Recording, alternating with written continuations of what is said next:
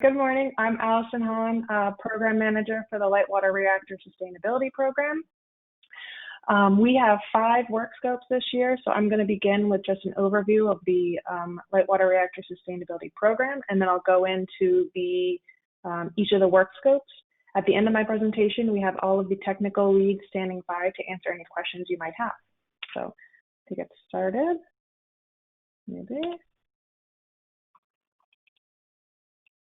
Okay. The Light Water Reactor Sustainability Program's goal is to enhance the safe, efficient, and economical performance of our nation's nuclear fleet, and to also extend the operating lifetimes of these reactors. In previous years, sustainability meant demonstrating the technical basis for materials reliability, but with the growing number of subsequent license renewals submittals, sustainability has since transitioned to ensuring their economic viability. We are looking at technologies and approaches to improve their economic competitiveness. The program now has 5 focus areas: plant modernization, flexible plant operation and generation, risk-informed systems analysis, materials research, and physical security. So here are a little more detail for each of the 5 pathways. Plant modernization is R&D to address nuclear plant economic viability in current and future energy markets through innovation, efficiency gains, and business model transformation using digital technologies. The resulting R&D products will enable nuclear power plant owner-operators, vendors, and suppliers to modernize their plant systems and processes, and then to transition to a technology-centered business model that achieves improved performance at a lower cost. The next one is flexible plant operation and generation. This pathway supports R&D to identify opportunities and develop methods for light water reactors to directly supply energy to industrial processes to diversify approaches to revenue generation. Plant modernization was looking to reduce O&M costs, while this area is looking to actually increase revenue opportunities. The next area is risk-informed systems analysis. R&D to develop and deploy risk-informed tools and methods to achieve high levels of safety and economic efficiencies. These tools and methods were developed throughout the last 8 years with a focus on coupling the probabilistic with the deterministic to achieve very accurate modeling and representation of margins for the long-term benefit of nuclear power plants. Next is materials research. This area's R&D is to develop the scientific basis for understanding long-term environmental degradation and predicting the performance of materials in nuclear power plants. Research in this area addresses the scientific research gaps identified in the DOE and NRC expanded materials degradation assessment for extended reactor operations. And then lastly, we have physical security. This is R&D to develop methods, tools, and technologies to optimize and modernize a nuclear facility security posture. Within this area, they conduct research on risk-informed techniques, apply advanced modeling and simulation tools, assess benefits from proposed enhancements and novel mitigation strategies, and then enhance and provide the technical basis for stakeholders to actually employ new security methods, tools, and technology. So for LWRS plant modernization, as I mentioned above in the previous slide, the plant modernization pathway is working to significantly reduce the risk of INC modernization. The strategic goal here is to extend life and improve performance of the existing fleet through modernized technologies and improved processes. This will be accomplished by demonstrating and validating new technologies and operational concepts at host nuclear plants, by providing technical basis reports to support long-term planning, procurement, and regulatory submittals, and then by providing guidance for full-scale implementation and communicating the results to other nuclear power stakeholders. This area is not simply just trying to replace analog with digital technologies on a like-for-like basis. Instead, we are working with asset owners and vendors to deliver greater functionality, higher reliability, and improved situational awareness, and then a technology base that is more affordable and sustainable over the life of the plant. In this area, we're working with an industry group to identify the biggest challenges and opportunities where R&D can have the greatest impact. So the first work scope in the FY21 NUP solicitation is RC-6 here, improving automation use in nuclear power plants. One of the key efforts within plant modernization pathway is to develop, demonstrate, and integrate the innovative technologies that we spoke about above. As depicted in the figure, to achieve improvements like risk-informed predictive maintenance, the nuclear industry needs to meaningfully leverage their efforts of digital plant modernization. This includes developing automation that takes advantage of advancements in sensors, data analytics, machine learning, and artificial intelligence. However, one of the barriers to introducing this automation is a clear method to verify automation technologies are explainable and trustworthy. To address these issues, research is sought to develop a methodology and provide the necessary evidence to actually verify those technologies are explainable and trustworthy. This research needs to establish the technical basis and demonstrate automation technologies proposed for use in nuclear power plants are operationally acceptable. In addition to ensuring proposed automation is trustworthy, there needs to be a reliable way for plant personnel and other stakeholders to monitor the automation process. This automation transparency is crucial to assure those responsible for safe plant operation that the automation technology is performing as expected during various plant operational conditions. To support this capability, proposed research should include activities to develop and demonstrate the appropriate level of automation transparency to ensure automations reduce human workload and improve overall system performance while maintaining the appropriate level of human situational awareness. The next is risk-informed systems analysis. This pathway provides the tools and methods to inform nuclear power plant margin management decisions with a focus on improved economics and reliability. There are two goals here. First, to demonstrate a risk assessment method coupled to safety margin quantification that can be used by decision makers as part of their margin recovery strategies. And then to apply the RISA toolkit to enable more accurate representation of margins for the long-term benefit of nuclear plants. R&D products in this area will be used to optimize plant economic performance and safety by incorporating plant impacts, physical aging, and the degradation process. The next work scope for the 21 solicitation is extension of legacy PRA tools to accelerate risk-informed applications for LWRS. Probabilistic risk assessments are widely used to support nuclear power plant operations. However, the PRA tools and methods in use have not changed much in 20 years, hence the use of the term legacy. The PRA models have become more complicated over time to overcome limitations inherent in current tools and methods. The time pressure to accomplish technical analysis using PRA varies, but has become an issue where the analysis is too long due to complicated models. And the cost associated with creating and maintaining PRAs is an area that is constantly scrutinized. Because of these issues, technical areas to be included in the scope are quantification speed when supporting decision-making, integration of multi-hazard models into traditional PRAs, acceptance criteria for model detail required in various risk-informed applications, model modification, simplification, and documentation automation, and then improving models for time-dependent approximations. Essentially, we are looking for solutions that can maintain the usefulness of PRAs while reducing the cost of creating and using them through new technology and automation, supporting a variety of technical analysis types, ensuring adequate realism while lowering analysis times, providing solutions to current technical issues such as multi-hazards, dependency, time dependence, and then allowing a wider understanding of the results and insights. So now moving into the materials research, this pathway has the goal to understand and predict long-term environmental degradation. The pathway has been focused on four main principal areas of activities. The first is reactor metals, which includes RPB steels, mechanisms of IASCC and SCC initiation in nickel-based alloys, concrete degradation, which includes radiation, environmental induced damage, ASR and MDE techniques, cable systems to include mechanisms of cable insulation, aging, and degradation, and NDE techniques to identify those mechanisms. And then lastly, mitigation technologies, which includes advanced weld repair techniques and the potential of advanced replacement materials. These are all tasks identified as priorities in the EMDA, the Expanded Materials Degradation Assessment. So now into RC-8, characterization and modeling of the high fluence effects on reactor pressure vessel steels. In this scope, proposals are sought to develop an enhanced understanding of the effects of high fluence on RPV steels at extended LWR operations using advanced characterization and modeling techniques. RPV steels undergo significant changes in microstructure associated mechanical properties, especially fracture toughness, when exposed to neutron irradiation and elevated temperatures. After high fluence and their extended 80-year life embrittlement, the temperature transition shift of RPV steels is underpredicted by current regulatory and code models. However, recent reduced order models have demonstrated improvement with the existing U.S. power reactor surveillance Delta T database. Improving the treatment of some critical variables, especially flux effects at high fluence, are expected to significantly reduce Delta T uncertainties and conservatisms.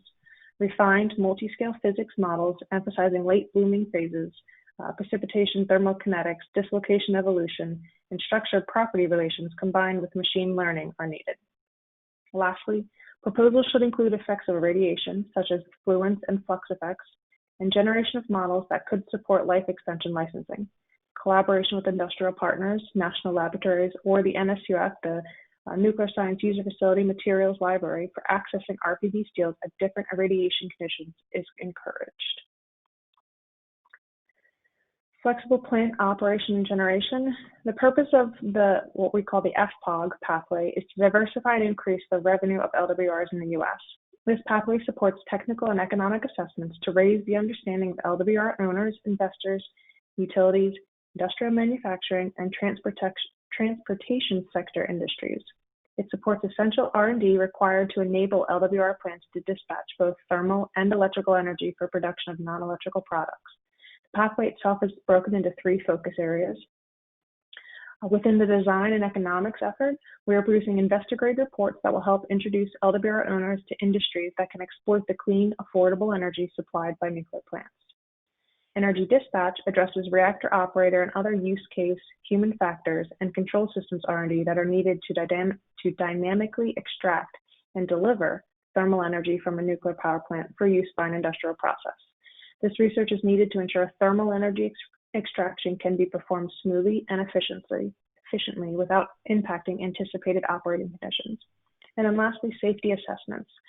The goal here is to ensure that the FPOG remain within the operating basis of LWRs or to otherwise inform plant owners on license modifications for relatively large percentages of LWR thermal energy delivery to an industrial user.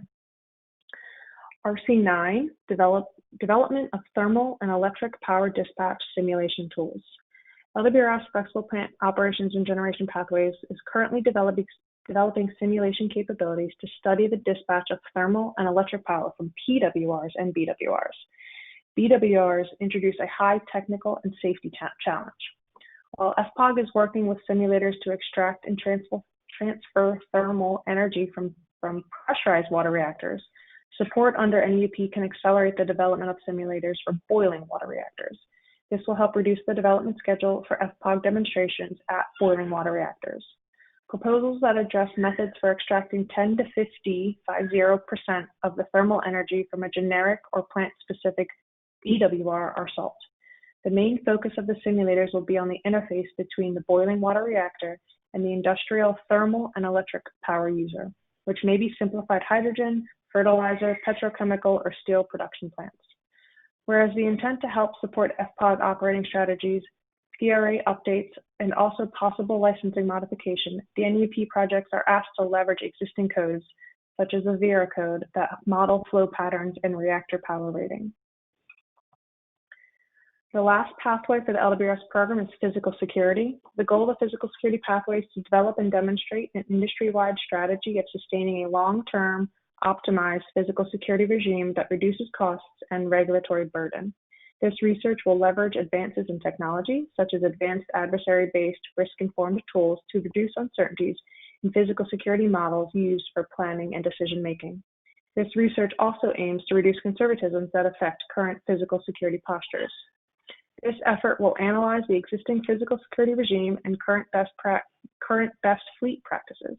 Insights derived from these activities will be used to identify or develop alternatives using advanced modeling and simulation, modern technologies, and other advanced techniques. Specifically, we're looking at validated methods that can be used to implement an updated physical security regime and optimize physical security at domestic nuclear plants, tools that create a robust risk-informed technical basis for physical security decisions, security architectures that incorporate technology to optimize performance, and consensus standards or other industry reference guides.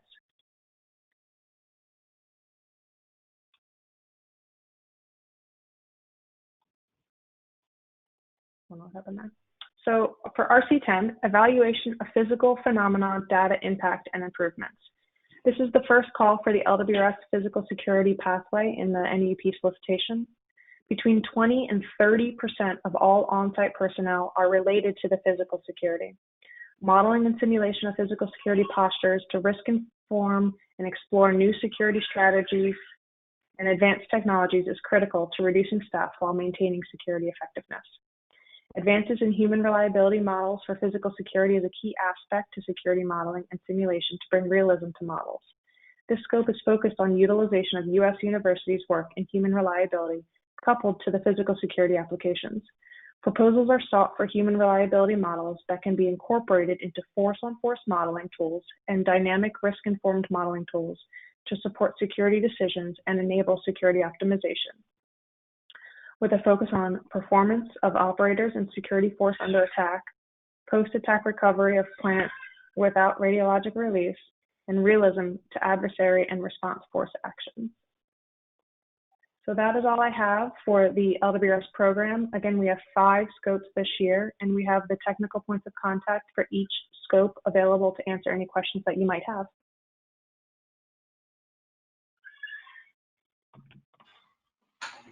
Okay, thank you, Allison. When we do take questions here, please note the specific work scope that you're asking the question about, or the LWRS area. That will give us enough information. And Allison, we do have quite a few different technical points of contact that we'll want to unmute, correct? Correct. There should be 5 altogether.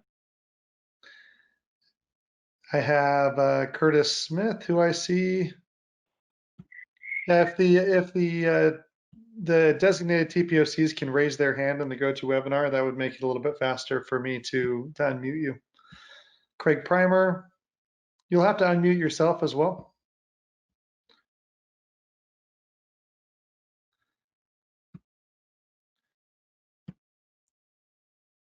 Okay, Curtis?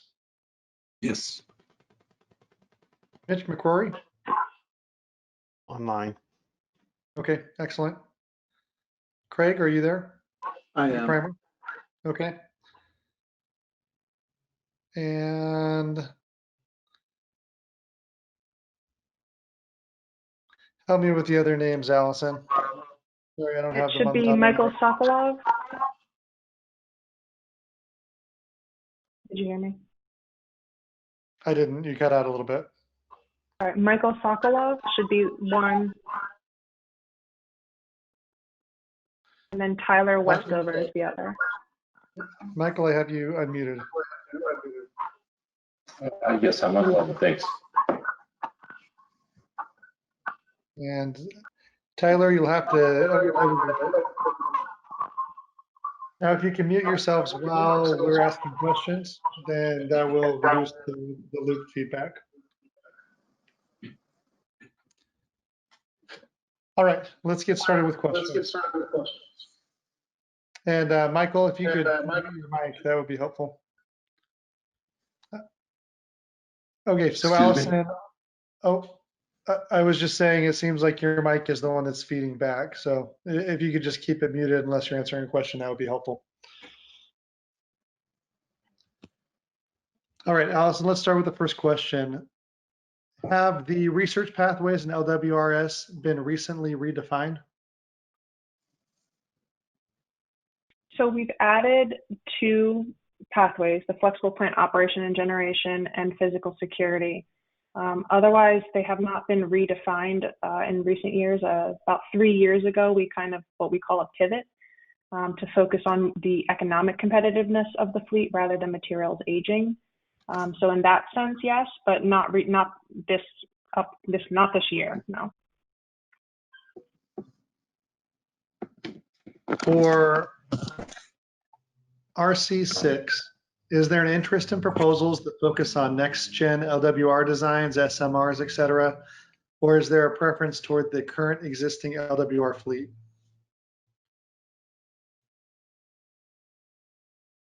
So for the light water reactor sustainability program, we are only focused on the existing fleet.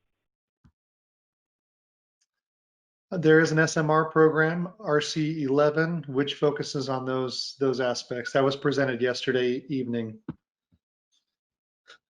In RC-9, are you looking for software or hardware development?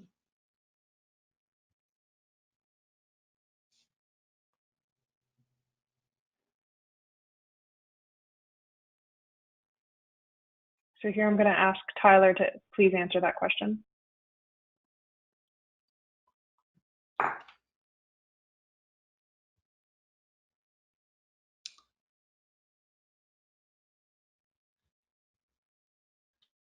Tyler, just make sure you unmute yourself. Here, I can do it for you as well. Here we go. Go ahead, Tyler. Thank you. I can unmute. Let me. So it is a combination of hardware and software.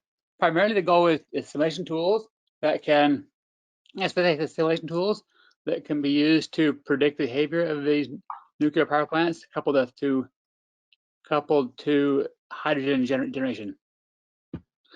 For primarily software. Okay, thanks, Tyler. For RC8, are Ebony and ASTM E900 the only models this work scope is targeting for improvement? Yes.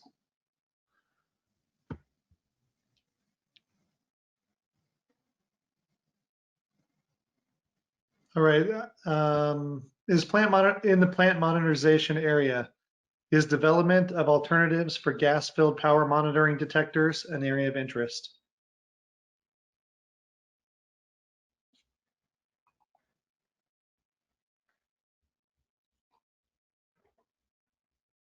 I'll jump in here. That's outside the scope of this call. The application of that seems interesting, but not necessarily tied to this call.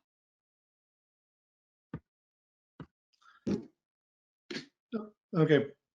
For RC7, is the focus of using traditional event/fault tree analysis, or would approaches like Bayesian networks be acceptable as well? So the general idea is to help augment or improve legacy tools. So if those newer methods could be integrated with the tools and the existing models, then it would be considered.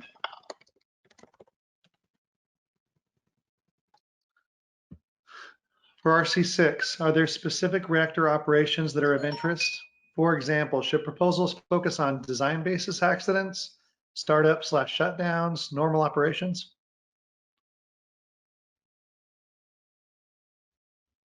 So I think any type of process system would be applicable for demonstration.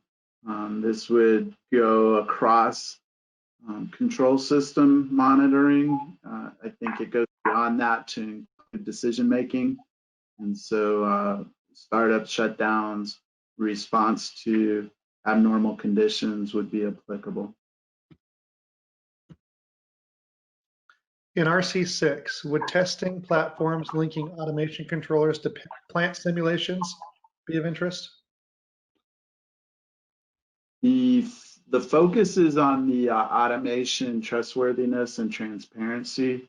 The tools that or platforms used to support that would be important, but not the main focus.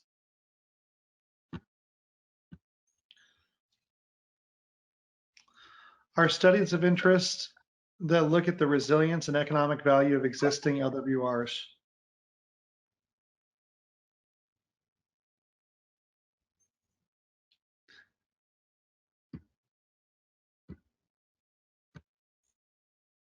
I don't know if I heard all of that or that was the whole question, but That was the whole question. Yeah. So is it of interest to look at resilience and economic value of existing LWRs?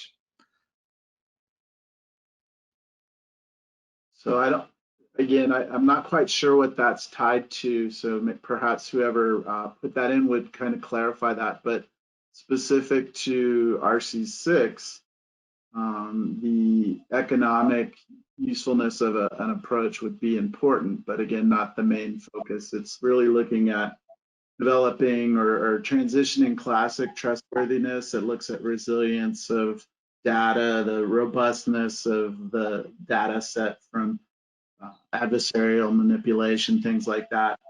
And then transparency. Those are the two key elements that we'll be looking for in developing a methodology that stakeholders can use to confirm the trustworthiness and then leverage transparency. Thanks, Craig. For RC6, will digital twins be considered? So I think digital twins, again, are a key platform. It would be what would be the data sets that would be used for decision making. And Allison mentioned this in the initial descriptions, but the ability to bring in automation in a meaningful way and have high levels of process and program automation in both the DCS or OT systems and the IT systems business side is challenged. So a digital twin that represents the physical plant would be a very important piece of that. And so I think that that's an important element that should be considered by those that are going to work on this, is how they'll represent the information and then prove the trustworthiness. In the LWRS materials research area, I heard something about weld repair techniques. Will this topic be included in the FY21 FOA?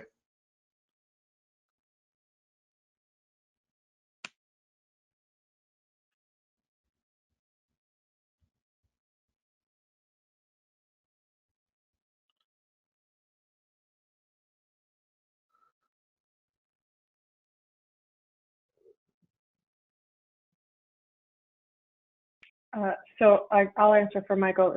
The scopes for the FY21 FOA are as written here. So no, not welding techniques. Also for materials, are existing materials a priority or new materials development of interest?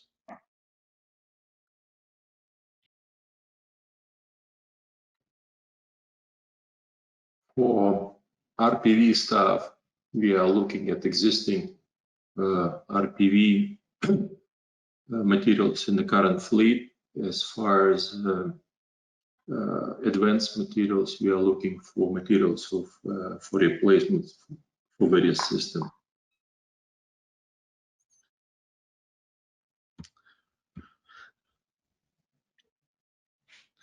For RC8,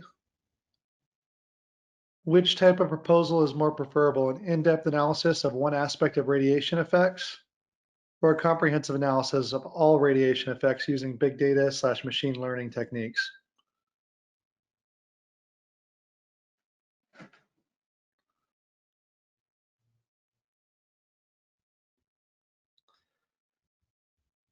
All right, let's continue on with questions then. For RC8, are there specific length scale modeling methodologies that are either encouraged or discouraged?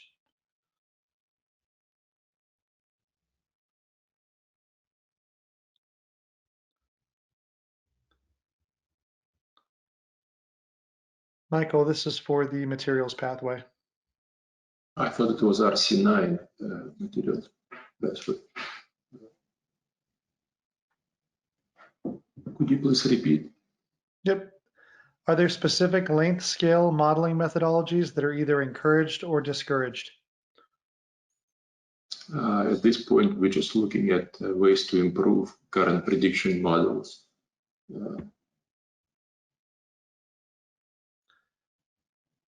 Another materials question. Are strength and ductility changes the only mechanical properties of interest? Are toughness or cyclic properties of interest? The key property for reactor pressure vessel steels is the fracture toughness, and that's a main interest for this task. I continue with RC8, the materials area. Are irradiation effects on stainless steel RPV claddings of interest?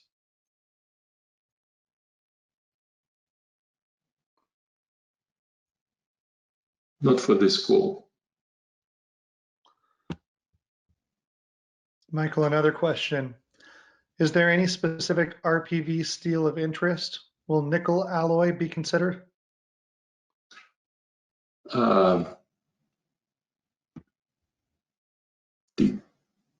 We are looking at current RPV steels in the current fleet of reactors that they do contain some nickel in materials. We are not looking at replacements for reactor pressure vessels. So we have to live with what we have in the current fleet of LWRs. Okay, last materials question. What kind of facilities at INL are available to use?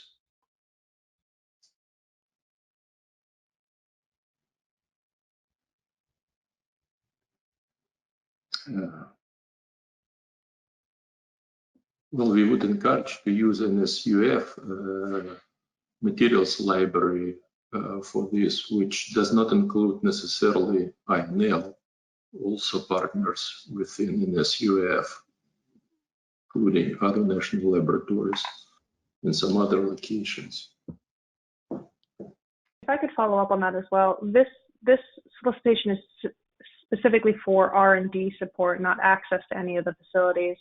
If facility access is required, that would be a different scope. Thanks for that clarification, Allison. Shifting to RC-6, would large-scale laboratory experimental validation be acceptable, or would the proof of concept be based on in-plant testing or application?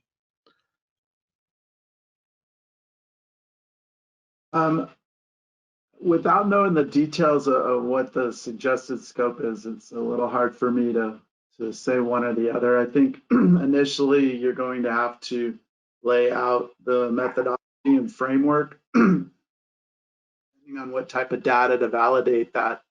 It may require some data sets that come from the plant to support the learning and the testing and the qualifications. So I would say that that's a necessary component if it's available, but I wouldn't say that that would stop the other from occurring and being impactful, because the initial methodology and framework discussions are the starting point and a very big piece of what's important in this call. Okay, thanks, Craig. Those are the questions we have. We will hold for about a minute longer to take in any other additional questions.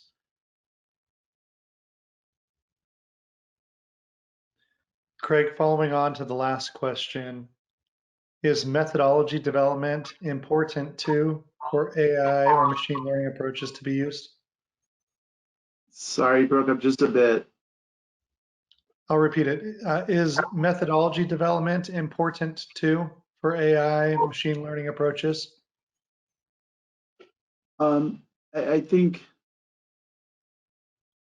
well, just getting back to what I said just a moment ago, I think it is. I also think developing a nuclear approach to trustworthiness is a piece of that. So that methodology would feed into that. So I think, most people are aware of that work in this area, that there are some definitions around trustworthiness already. So now what we need to do is develop something that would be specific, that's applicable to the nuclear industry. And so that methodology needs to be evaluated and perhaps changed a bit so it's specific to the nuclear industry.